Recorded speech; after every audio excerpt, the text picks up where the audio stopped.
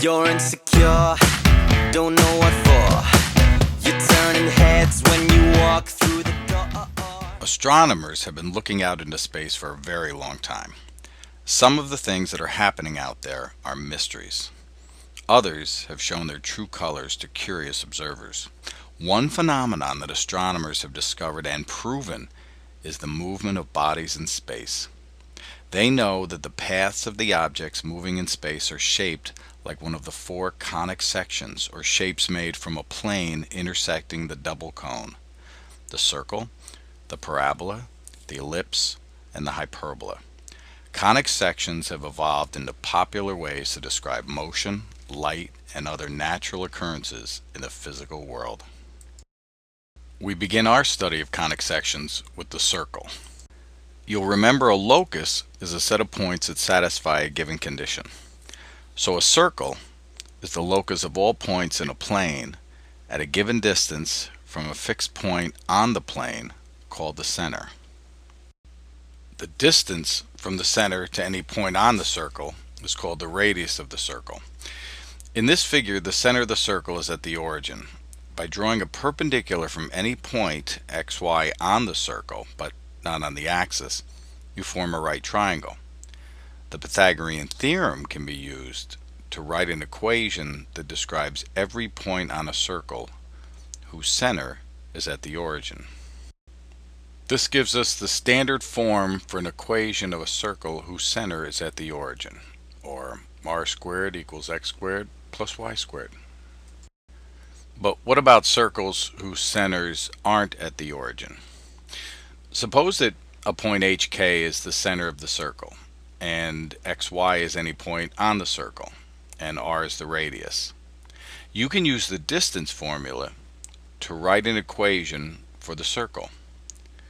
Using the distance formula, we get what's called the standard form for the equation of a circle, or r squared equals x minus h squared plus y minus k squared, which we're going to refer to as the standard form for the equation of a circle whose radius is r and whose center is at the point hk. With these tools in hand, we're ready to handle a question you might face. For instance, write the standard form for the equation of a circle whose center is at the point -3, -5, and whose radius is 4. I'll begin by writing the standard form. Then I'm going to write it again, but I'm going to leave a couple of blanks where I'm going to fill in some information. The point center is -3, -5. Careful of your minus and negatives. So our equation is going to come out to be x plus 3 squared plus y plus 5 squared equals 16. This is going to be our standard form for the equation of this circle. Another type of problem you need to be able to handle is if they give you the equation. For instance, write the following equation of a circle in standard form. Now we have to remember a little algebra. The technique I need you to remember is called completing the square. I'm going to take b, or the coefficient of x, and I'm going to divide it by 2 and square it. I'm going to add that to both sides of this equation. So I'm going to get x squared plus x plus 1 over 4 plus y squared equals 3/4 plus 1/4. Notice the first three terms, though, I can rewrite them now, and I've completed the square. It's x plus 1/2 squared. Now the y I didn't have to do anything with. Y squared equals 1. I'm going to rewrite this in standard form with the minus and minus just so you can clearly see what the center is. So this is the equation of a circle whose center is at the point -1/2, 0, and whose radius is equal to 1. And this is going to be the standard form for the equation of this circle.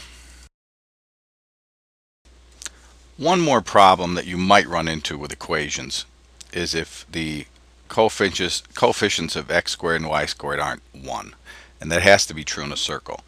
If they're not, we just have to take care of it. In this problem, I divide everybody by 3, put the 9 over the other side. There's the standard form for a circle whose center is at the origin and whose radius is 3. I rewrote it with the standard form equation. I'll give up that habit soon, but I want it clear to you. So the center here is 0, 0, and the radius is 3. The last problem that we're going to deal with today, we need to find a circle who goes through these 3 points, and you know how to use the standard form for the equation of a circle. But I also need you to know how to use another tool, and that is the general form of the equation of a circle, which we could rewrite the standard form algebraically and get the general form. But I think it's going to be a little easier if you just see how it's used. So here we go. Write the standard form of the equation of the circle that passes through the points 1, 3, 5, 5, and 5, 3. Now, you know that any 2 points in a coordinate plane determine a line. It follows then that any 3 non-collinear points in the coordinate plane determine a circle. The equation of a circle passing through 3 such points can be found by substituting the coordinates of each point into the general form of the equation. This will produce a system of 3 equations and 3 variables, d, e, and f. And by solving the system of equations, which we've done, the general form of the equation of the circle that passes through those 3 points can be found. Here I've written the general form, and for the point 1, 3, I just substitute in 1 for x and 3 for y. And when it all gets simplified, this will be d plus 3e plus f equals 0. Now, I'm going to do the same exact thing. So this is a little long, but it's repetitive. I'm going to do the same exact thing for the point 5, 5. You might want to jot down that equation. You see d plus 3e plus f equals a negative 10. I'm going to put 5 squared plus 5 squared. I'm going to put 5 and 5 in for x and y. I'm going to simplify the general form a little bit, and I'm going to come out with another equation I need you to jot down. 5d plus 5e plus f equals negative 50. The same thing now for the last point, 5, 3. Again, long problem, very repetitive, so I hope it's not difficult. I put 5 in for x and 3 in for y. And tighten that up a little bit, and I get 5d plus 5e plus f equals a negative 34. I'm going to take those 3 equations now and solve them just exactly the way we have been solving them using matrix algebra.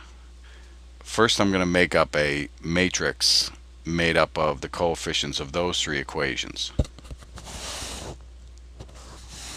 So the first one was 1, 3, 1 equals a negative 10. The next one was 5, 5, 1, negative 50. And the third one was 5, 3, 1, negative 34. And that's going to form what's called an augmented matrix. I'll review. I'm going to take out my calculator. Now I'm going to do this step by step, even if you don't have a calculator at home. But you know how to do this part. I'm going to go to matrix. I'm going to create a matrix. Let's see, this thing's going to have 4 rows.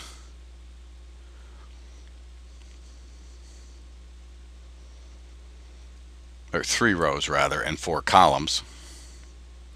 And I'm just going to plug in those numbers that you just saw.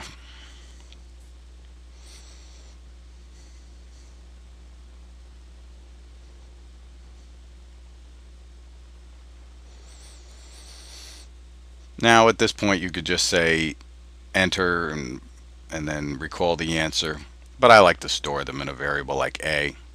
And then I'm going to ask for a reduced row echelon form of this matrix, matrix A, and I'm going to get my solution, negative 6, negative 8, and 20.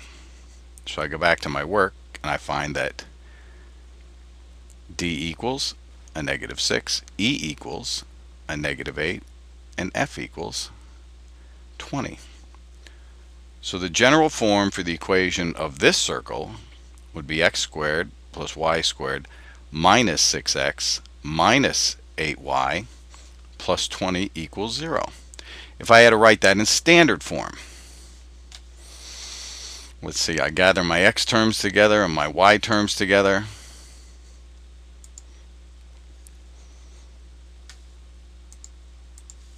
And And I add my b terms divided by 2 squared to both sides. So the negative 6 over 2 squared is 9. The negative 8 over 2 is 16. So the first 3 terms become x minus 3 squared. The second 3 terms become y minus 4 squared. And tightening this up, I get positive 5. So if I rewrite this now, if I'm going to read this, remember it's minus the points. The center of this circle is at 3, 4. And the radius is not 5, but the square root of 5. And that's about all you need to know right now about circles. Here endeth the lesson. Thank you for your time and attention.